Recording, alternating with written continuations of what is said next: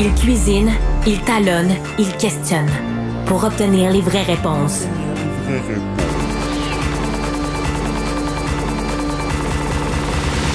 Du Trizac. En ce week-end de Grand Prix, la Tablée des chefs mène une grande opération de récupération alimentaire. Ça va permettre de redistribuer à des organismes communautaires plus de 15 tonnes de nourriture, sinon qu'on aurait qui aurait été jeté par les traiteurs, les concessions. Tu sais, dans le fond, quand les restants des uns deviennent le repas des autres, Jean-François Archambault est fondateur et directeur général de la Tablée des chefs. Jean-François, bonjour. Allô, Benoît. Bonjour, bienvenue à l'émission. Quelle bonne idée que vous avez eue en 2002, hein? C'est une sacrée bonne idée. Comment c'est arrivé? J'étais étudiant à l'ITHQ. J'étudiais en gestion hôtelière, puis j'avais un cours en cuisine. Puis on était une vingtaine d'étudiants. On préparait près de 80 portions de différentes choses. Puis on s'y retrouvait à mettre ça sur l'îlot. Puis là, on en mangeait. On pouvait manger peut-être la moitié, tu sais, goûter, tout ça.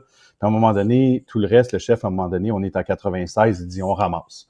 Puis en 96, on ramasse, ben c'était jeté aux poubelles, tout ce qu'on venait de préparer. Tu sais. Fait que quand tu penses à des cuisiniers qui sont dans des cuisines tôt le matin, qui vont travailler pendant des 10 heures par jour à préparer de la bouffe, des producteurs agricoles qui viennent leur porter des produits, tu sais, des beaux produits qui ont, eux, cultivés. Tu remontes à la chaîne au complet, ça fait pas de sens que cette nourriture-là soit jetée. Puis je me disais, ça se peut pas que les chefs intentionnellement voient cette nourriture-là, puis ils se disent c'est correct, tu sais, qu'est-ce qui se passe. Et donc, j'ai décidé d'arrêter la roue, puis de réfléchir à un programme qui pourrait être implanté dans une cuisine, expliquer à un chef en dedans de 15 minutes assez rapidement, puis que le chef adhère, puis qu'après ça, on puisse mettre en place les processus nécessaires, sécuritaires, pour être capable de récupérer ces aliments-là, puis les redistribuer à des organismes. Je me trompe-tu, Jean-François, si je comprends l'explication, c'est que c'était d'abord par respect pour le travail investi dans tous ces repas, là, autant de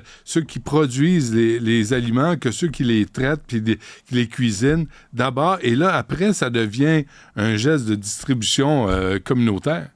Autant ça que je savais qu'il y avait des besoins sur le terrain au niveau des organismes de sécurité alimentaire. Quand j'ai commencé, j'ai joint à 24 ans le conseil d'administration de Moisson Montréal pour comprendre la dynamique d'une banque alimentaire parce que je voulais être complémentaire aux actions des banques alimentaires parce qu'à ce moment-là, et c'est toujours le cas, là, on joue ce rôle-là auprès des organismes bénéficiaires qui sont les mêmes organismes sensiblement que Moisson Montréal et les banques alimentaires à travers tout le Québec parce qu'on est présent maintenant pas juste au Québec, on est présent jusqu'à Vancouver. On récupère dans toutes les grandes villes canadiennes. On a signé le Centre Bell en 2005 avec les surplus des loges. On est rendu presque à 1 million de repas récupérés dans les loges du Centre Bell depuis qu'on a commencé. Et ben là, le Grand Prix pour nous, c'est une opportunité de travailler avec Lorraine Elisabeth en traiteur qui est sur le site. Le traiteur du Grand Prix, c'est des Autrichiens.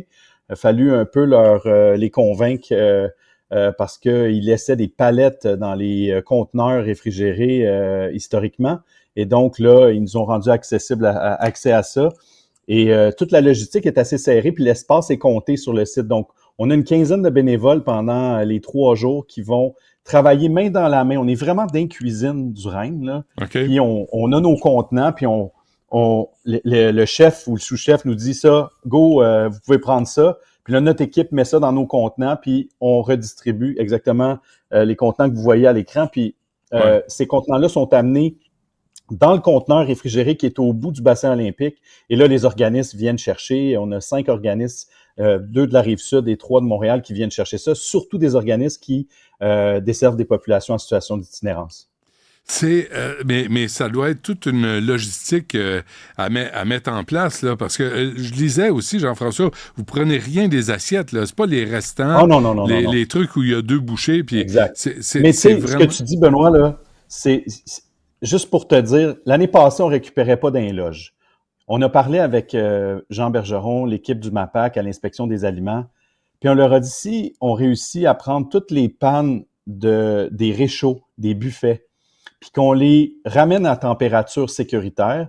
Fait qu'on a fait installer 2 congélateurs supplémentaires dans les cuisines du Rhin temporaires, les cuisines qui sont sur le site du Grand Prix, pour que quand les pannes arrivent des buffets, quand ils démontent les buffets à la fin des qualifs ou à la fin du service alimentaire qui sera fait dans ces loges-là, qu'on puisse mettre ces plats-là, les ramener dans des températures sécuritaires et être capable de les récupérer. Et on va faire la même chose. Donc, on ajoute un potentiel de récupération encore plus grand de nourriture vraiment. Tu sais, tout le monde veut manger des surplus de chefs 4 étoiles, 5 étoiles. Il n'y a pas de raison. À la maison, le dimanche, on reçoit, on se fait à manger, puis on est capable de... Moi aussi. Oui, c'est ça. Non, mais tant mieux, tu sais, tant mieux. Ça va aussi, entre autres, à la mission au Brewery.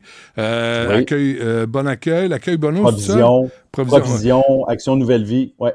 C'est important, là, mais c'est des produits de luxe là, que vous allez offrir. Il y en a. Il y en a. Écoute, la mise en place de chacune des équipes. Chaque équipe a une cuisine et on prend des bouteilles d'huile d'olive. Toute la mise en place, ce qu'on appelle la prep dans une cuisine, là, ben, cette prep-là va devenir la prep de l'organisme du cuisinier ou du chef de l'organisme communautaire. Fait qu'on récupère tout ce qui est déjà commencé. Tu as des meules de parmesan qui sont à moitié, coupés en moitié, mais l'autre moitié, je veux dire, ça vaut des centaines de dollars. Je veux dire, c'est tout ça qu'on va chercher. Il y a plus toutes les palettes qui n'ont pas été touchées parce que, à quelque part, la planification sur l'île est compliquée. Donc, ils veulent pas en manquer, c'est certain. Donc, c'est certain que ça crée aussi cet esprit-là, mais sachez que on fait tout pour maximiser tout ce qu'on peut récupérer. On sera au Indy à Toronto cette année pour la première fois. On fait Tennis Canada, l'Omnium Banque Nationale en août au Stade IGA et on sera au Stade Sobeys à Toronto en même temps. Donc, on a vraiment développé une expertise avec des équipes qui jumellent notre équipe et des bénévoles sur le site pour être capable de travailler avec les équipes de cuisine. Mais en même temps, vous êtes une gang de fatigants, j'imagine, pour ces organisateurs-là. Tu sais, les bars, ils viennent bomber la bouffe qui reste. Tu sais, c'est qui ces fatigants-là? Là, on fait affaire avec des vedettes là, puis des stars. On veut pas s'enfarger. Là. Ça a dû prendre un peu d'arguments pour convaincre tout le monde. Moi, je pense que les gens sont vraiment sensibles à ça. L'année passée, coïncidence, je croise Guy Laliberté dans les paddocks quand on ferme le Grand Prix, c'est-à-dire que tout se désemballe, puis il me voit avec mon chandail de la tablée des chefs, puis on s'était déjà croisé auparavant, puis il est super sensible à ça, puis là, il dit hey, vraiment, JF, là, ce que vous faites, c'est génial. Puis il arrête complètement sa conversation avec justement des gens probablement beaucoup plus... puis il était vraiment intéressé. Fait que tu sais, je pense vraiment que le contexte en 2024 donne pas le choix que d'embarquer là-dedans. Puis tu sais, François Dumontier, toute son équipe sont vraiment avec nous. Ils nous aident, ils mettent tout en place pour faciliter les choses. Puis ça donne un exemple à tous les autres. On a signé aussi avec Evenco au Parc Jean-Drapeau, Oshiaga, Hillsonic, Lasso, tous les gros festivals de l'été vont tous être récupérés cet été. Fait que c'est de plus en plus facile, Benoît, à convaincre les gens et à mettre en place notre initiative. C'est vraiment impressionnant de coordonner tout ça. Est-ce qu'on a une idée là, de l'impact que ça a sur les banques alimentaires? Là? C'est comme mission, Moisson Montréal. Sur une année, on sauve l'équivalent de 3 millions de portions cuisinées. Donc, c'est à peu près, si tu calcules chaque jour, c'est à peu près 8000 personnes nourries à tous les jours là, sur l'impact de la tablée. Mais malheureusement, c'est peut-être 10% de ce que les banques alimentaires ont besoin pour desservir l'ensemble des organismes. Donc, il faut que les gens réalisent qu'actuellement, les banques alimentaires vont fournir autour de 50% de ce que les organismes ont besoin pour couvrir les besoins alimentaires, puis avec l'inflation. Donc, on n'a pas le choix de s'assurer qu'on récupère tout ce qu'il y a en épicerie, ce que les banques alimentaires font avec le programme de récupération en supermarché, mais qu'à tous les niveaux, nous, notre créneau, c'est le HRI, c'est les hôtels, les restaurants, les institutions. On récupère au CHUM, on est dans les cafétérias d'hôpitaux, on est dans des hôtels, on a signé Marriott Canada, on implante dans 260 hôtels à travers le Canada présentement. Il y a tout un travail à faire. Mais tu sais, c'est colossal, puis ça doit être fait. Mais notre impact, c'est à peu près 10% des besoins des organismes. Si on est capable de jouer ce rôle-là, c'est un 10% qui est crucial parce que ça permet de mettre l'argent dans des services au lieu de l'achat de denrées pour des organismes communautaires qui sont sur le terrain, qui sont les vrais joueurs en première ligne, Benoît. Nous, là, on vient en aide à ces organismes-là, mais eux sont en vraie première ligne et ils ont vraiment besoin de cette aide-là. As-tu le temps de faire des recettes? As-tu le temps de faire à manger? Moi, j'ai 5 enfants à la maison, des petits jumeaux de 4 ans. Puis ma fille, si elle casse pas les œufs le matin, elle nous fait une petite crise. Fait que on a cette, tu sais, la pomme est pas tombée très loin de Ah, l'arbre. Puis ça va mal. c'est ça. On cuisine. Puis, mais oui, il faut trouver un équilibre là-dedans, c'est certain. Parce qu'il y a tout le plaisir là, de nourrir les gens aussi, là, puis surtout nourrir les gens qui ont un peu de misère dans la vie, qui sont poqués. Tu sais, on a parlé d'itinérance récemment. Tu sais, ça occupe l'actualité, mais il y a des aspects positifs dans les histoires d'actualité, et ça, t'en fais partie, puis c'est quoi? Ça fait du bien à entendre. Ça fait du bien de voir qu'il y a un effet, là, des ramifications des festivals qu'on a à Montréal. Ben, il y a quelque chose de positif qui en ressort de ça, d'un point de vue communautaire et citoyen. Puis la tablée des chefs travaille sur le volet d'éducation, comme tu le sais, là, on est dans 300, on sera dans 275 écoles secondaires au Québec cet automne, avec des chefs qui vont donner des ateliers de cuisine à travers le programme des brigades culinaires. On amène les jeunes à vivre, à développer leur autonomie alimentaire. On est dans tous les centres jeunesse à travers le Québec. On distribue 3000 trousseaux pour initier les jeunes à la cuisine en transition vers la vie autonome issus de la DPJ, qui sont dans le programme qualification des jeunes. Donc, les jeunes qui sont en foyer, qui mangent 3 repas par jour dans les cafétérias des centres jeunesse, puis qu'à 18 ans, soudainement, ils devront prendre en charge leur alimentation, puis ils sont pas prêts. Fait que nous, on essaie de les préparer. Fait que ce que tu disais, on peut pas rester à nourrir une personne en situation d'itinérance à tous les jours continuellement. Il faut essayer de travailler sur d'autres aspects et de redonner une certaine dignité, puis de ramener les gens à avoir un logement. Tu sais, il y a plein d'autres acteurs.